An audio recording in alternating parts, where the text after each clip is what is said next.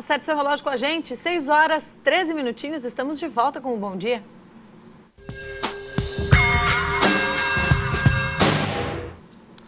Há pouco nós falamos com o Leandro Puchalski, nosso meteorologista, e ele alertou para o ar frio que deve entrar durante o fim de semana. Essa é a tendência, especialmente entre sábado e domingo, né, Mariana? E por isso, o Pergunte ao Doutor de hoje está relacionado a isso, até porque estamos no inverno. Você já notou que no frio parece que as dores no corpo até ficam mais intensas? E pior que não é impressão não, Faraco. Para a gente entender melhor isso, nós recebemos hoje aqui no estúdio a reumatologista Giovana Gomes Ribeiro. Doutora, normalmente os antigos diziam, né, que o frio fazia com que as dores nas articulações, nos ossos, ficavam mais intensas. E, pelo visto, isso não é lenda mesmo, né? Bom dia, obrigada pela presença. Falou em mais antigos, mais juntas, né? Muita gente fala. Bom dia. Bom dia. Na verdade, desde Hipócrates já existe essa discussão, né? Faz tempo. Então, Hipócrates, nos seus escritos, já questionava a influência do vento e das chuvas nas dores crônicas. Então, vejam quão antiga é essa discussão, né? Não é lenda. Os pacientes reclamam muito, né, do aumento das dores osteoarticulares no inverno. Qual é o motivo disso, direto? Existem vários motivos, tá?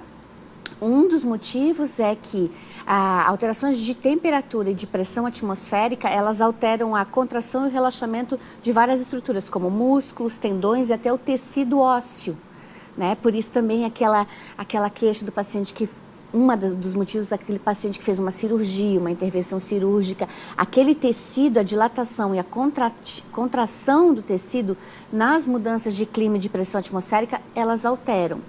Outro motivo é que no frio a gente tem uma vasoconstrição periférica, né? O vaso contrai para priorizar o fluxo para os órgãos que a gente chama órgãos nobres, né? Coração, pulmões, rins. Essa vasoconstrição também aumenta a sensação de dor. Outro motivo é que as extremidades são muito ricas em terminações nervosas. E as terminações nervosas, elas são sensíveis a alterações de temperatura e de pressão atmosférica. Além disso, no frio, a gente costuma adotar uma posição mais retraída, que é uma posição que conserva mais calor.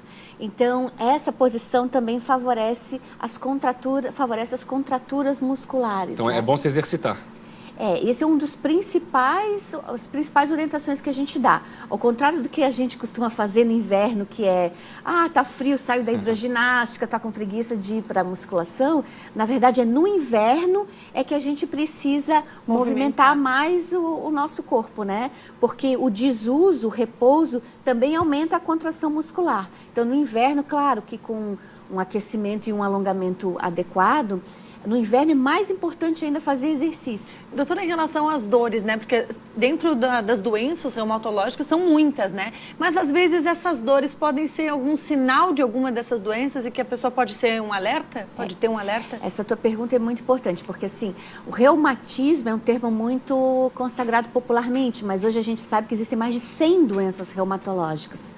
E essas doenças vão desde doenças degenerativas, que é o que o pessoal sempre lembra, osteoartrose, osteoporose, até que são um pouquinho mais comuns numa faixa etária maior, mas existem também as doenças autoimunes, né? Que são, por exemplo, lúpus, artrite reumatoide, espondilite anquilosante, que são doenças onde o corpo produz anticorpos que, ao invés de estarem atacando só ameaças, atacam a gente, né? Então, esse grupo se chama doenças autoimunes.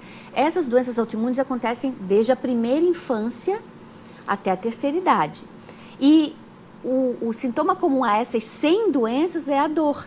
Então, a dor ela pode traduzir desde uma lesão, por exemplo, uma tendinite, uma bursite, até uma doença autoimune. O que a gente orienta?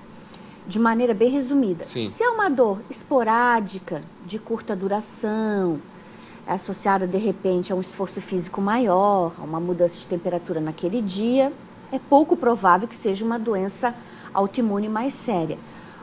Quanto mais essa dor fica crônica, né, e vai limitando as atividades do paciente por mais dias, isso merece sim uma investigação maior.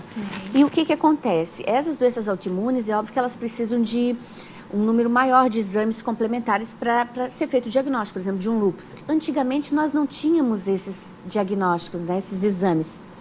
Ok, a doutora continua com a gente. Doutora Giovana, mais uma vez, obrigado pela presença. Você pode participar de qualquer lugar do estado, participe com a gente do nosso quadro Pergunte ao Doutor de hoje, quadro relacionado a essas dores, dores no corpo, dores nas articulações durante o inverno, período de frio mais intenso, já que vem esse friozinho por aí no fim de semana. Participe com a gente, 91565415, 48 código da região, 91565415, mensagem de texto pelo nosso WhatsApp. Escreva pra gente, a gente fica com a doutora até às 7h30 da manhã.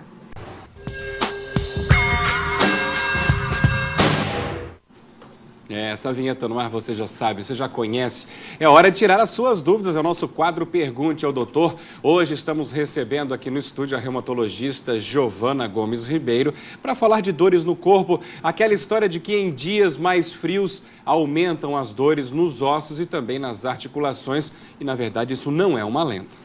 Não é lenda e atinge muita gente, né? A gente recebeu, inclusive, doutora, várias perguntas no nosso WhatsApp, a produção até separou algumas. A gente começa com uma que chegou ali pelo WhatsApp, que era: a pessoa fez uma cirurgia e acabou colocando uma haste na perna. E aí, em dias mais frios, né, ela acaba sentindo mais dores. Tem uma relação direta. Isso é verdade. A gente até comentou rapidamente no início que alterações de clima, de umidade, de pressão, alteram a contração e a expansão de diversos tecidos, né? Como músculo, tendão e inclusive os tecidos ósseos.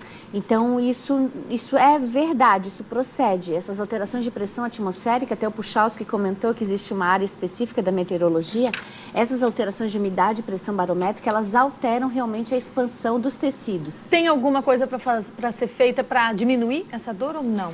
O que a gente orienta, por exemplo, é que o paciente se mantenha, como a gente comentou que existe vasoconstrição, né, no frio e ativação de várias terminações nervosas, é o paciente se manter bem aquecido, principalmente as extremidades, uma ingesta adequada de líquidos, o sono adequado, alimentação adequada e exercícios físicos, como a gente comentou, não interromper os exercícios físicos. É o contrário, no inverno a gente precisa praticar mais exercícios ainda, mais. Com alongamento e aquecimento adequados, claro. Márcio Eugênio, de Araranguá, lá no sul do estado. Obrigado, Márcio, pela participação aqui com a gente. A esposa dele, ele diz que tem estado seguidamente com um torcicolo. Isso pode ser efeito do próprio inverno, do frio, muitas vezes mais intenso, mais rigoroso? Nós comentamos anteriormente que no frio, em primeiro lugar, o paciente adquire uma postura um pouquinho mais de recolhimento, de contração, que é uma postura por impulso para reter mais calor.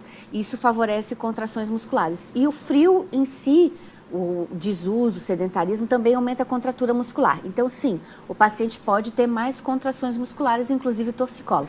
Eu só quero lembrar que se o paciente tem dor cervical e rigidez crônica, né, com várias semanas seguidas, existem algumas doenças reumatológicas que dão uma coisa que a gente chama de cervicalgia crônica, né? Uma dor na coluna de padrão inflamatório, que aí isso precisa ser investigado. Então, se a dor ficar crônica, ela começar a dar de madrugada, em períodos de repouso, isso tem que ser melhor investigado.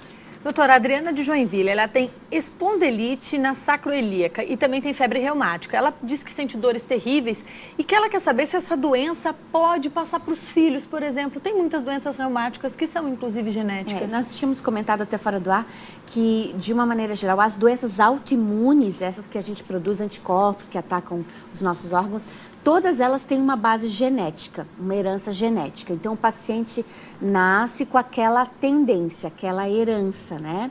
Isso para o lúpus, para artrite reumatoide, para as espondiloartrites, como é o caso da telespectadora. Então, sim, existe uma base genética, tá?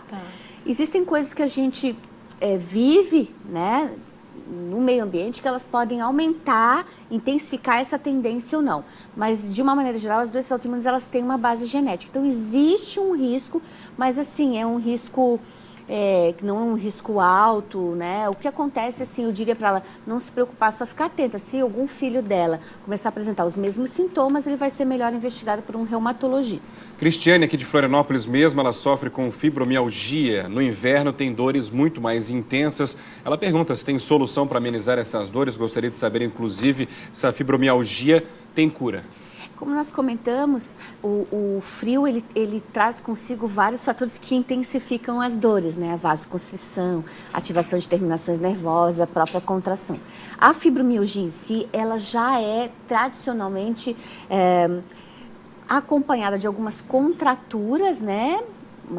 Osteoarticulares e de uma resposta aumentada à dor. Isso já tem uma gama de trabalhos científicos bem grande mostrando. Então, esses pacientes, eles têm uma resposta intensificada, ampliada à dor. Então, é natural que no frio isso aumente um pouco, né? A hidroginástica é muito boa para a fibromialgia? De uma maneira geral, o exercício é uma excelente ferramenta terapêutica na fibromialgia.